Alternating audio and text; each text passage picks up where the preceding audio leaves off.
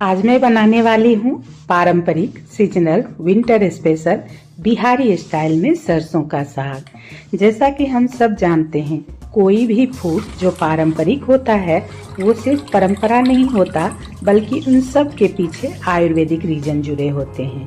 और आयुर्वेद के अनुसार सीजनल ग्रेन्स सिर्फ वेजिटेबल नहीं होते, बल्कि ये बॉडी के लिए नेचुरल मेडिसिन की तरह काम करते हैं।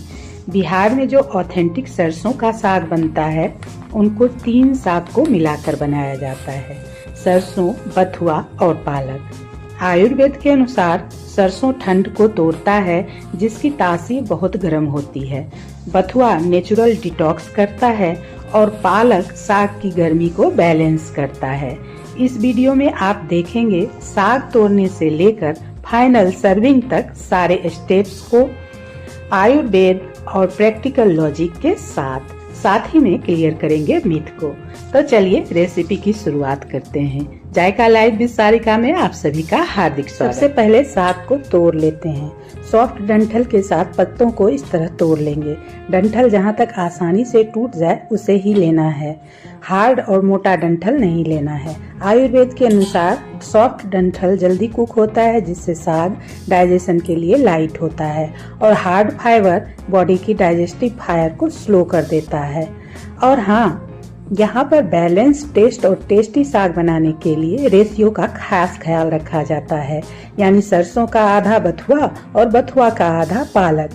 तो हमने यहाँ पर लिया है 2 केजी सरसों का साग, 1 केजी बथुआ का साग और हाफ केजी पालक का साग।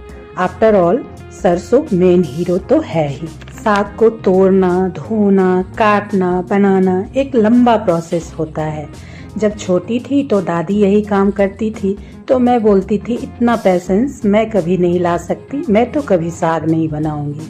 लेकिन अब मैं वही काम कर रही हूँ। सारे ही प्रोसेस को करने में तकरीबन पूरा दिन लग जाता है, शायद इसलिए साग को ओकेजनली बनाया जाता है। चलते हैं नेक्स्ट स्टेप्स की तरफ और देख लेते हैं साग को धोने का सही तरीका। बड़ी से पतीले में डालेंगे साग, उसमें ऐड करेंगे पानी, साग को डंक करेंगे, फिर हाथों से अच्छी तरह से रब करेंगे और फिर इस तरह से लिफ्ट कर पानी से अलग निकाल लेंगे। इस प्रोसेस को 2 से 3 बार रिपीट करेंगे। याद रखिए, कभी भी साग के पानी को पहले ड्रेन आउट नहीं करना है, बल्कि साग को पानी से इस तरह लिफ्ट कर निकाल लेना है, क्योंकि मिट्टी और बालू हेवी होते हैं जो नीचे बैठ जाते हैं, जो एक सिंपल फूड साइंस है। Heavy particles settle down and grains float. तो अगर पानी को पहले ड्रेन करेंगे तो मिट्टी बालू साग में आ जाएगा, और फिर बिहारी भाषा में कहेंगे तो साग बनने के बाद कच कच लगेगा। अब देख लेते हैं साग को कट कैसे करना है। मुट्ठी भर साग लेकर पहले बीच से इस तरह कट कर लेंगे, फिर दोनों साइड को मिलाकर साग को बारीक काट लेंगे। इस तरह जब साग को कट करेंगे तो साग एक जैसा बारीक कट होगा, इवनली कुक होगा और उसका टेक्सचर भी परफेक्ट आएगा। नेक्स्ट स्टेप में अब देखते हैं साग के कुकिंग सीक्वेंस को। तो कट करते समय सबसे पहले बथुआ के साग को कट कर लेंगे। कुकर में सारे कटे बथुआ के साग को डाल देंगे। कुकर को जस्ट कवर कर देंगे। कुकर का ढक्कन हमें बंद अभी नहीं करना है। बथुआ की पत्तियां सरसों और पालक के अपेक्षाकृत मोटी होती है, जिसे आयुर्वेद में हेवी माना गया है, इसलिए इसे पहले हिट दी जाती है, ताकि बाद में सरसों और पालक के साथ बथुआ का बैलेंस बना रहे। सेम थिंग सरसों और पालक के बीच भी है, इसलिए सबसे सॉफ्ट पालक को सबसे आखिरी में डालते हैं। बथुआ जब तक हल्का सा सॉफ्ट हो रहा है तब तक सरसों साग को कट कर लेंगे। कुकर को कवर हटाकर मिक्स कर लेंगे और कटे सारे सरसों साग को अब इसमें डाल देंगे। फिर से कुकर को कवर कर देंगे और पालक साग को कट कर लेंगे। फिर से ढक्कन हटाकर मिक्स करेंगे और आखिरी में सारे कटे पालक के साग को इसमें डाल देंगे। ऐड करेंगे स्वादानुसार नमक, और पानी की बिल्कुल भी जरूरत नहीं है, ये साग खुद अपने पानी में ही पकता है। कुकर का ढक्कन बंद कर इसे 5 से 6 विसिल आने तक मीडियम टू लो फ्लेम में कुक करेंगे। कुकर का कवर खोल कर देखते हैं।